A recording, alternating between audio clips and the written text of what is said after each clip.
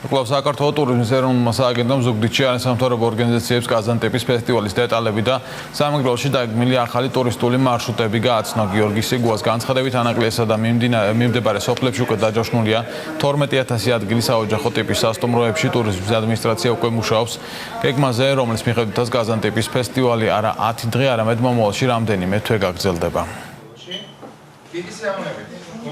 ჩვენ თუ მოვახერხებთ იმას, რომ შავი ზღვისპირა ზოლის სამეგრელოსი გავხადოთ ახალგაზრდული ტურიზმის ცენტრი, რეგიონალური კი არა, მსოფლიო მასშტაბის, რასაკვირველია, რომ აბსოლუტურად ყველა ადამიანი, ვინც აქ არის, იქნება დასაქმებული, იქნება საშუალება თავისი ოჯახის პროდუქცია გაყიდოს, სპეციალური ბაზარი კეთდება აგერ ანაკლიაში, რომელიც იმუშავებს სავარაუდოდ 24 საათის განმავლობაში და იქ გაიყიდება გლეხების მიერ მოწეული პროდუქცია. თქვენ იცით, რომ სამეგრელოში ინფრასტრუქტურა არ იყო ისე დონეზე განვითარებული, რა დონესაც ამ პროექტს აქვს მოთხოვნები, მაგრამ ჩვენ მოკლევადიან პერიოდში მოვახერხეთ, რომ რამენაირად ეს წელი გადავაგორო და მაქსიმალურად ჩვენი არსებული რესურსები ოპტიმალურად გამოვიყენოთ და მივაწოდოთ ის ინფრასტრუქტურული შესაძლებლობები, რაც ამ მოკლევადაში ჩვენ შევძლებთ გაგვიკეთებინა.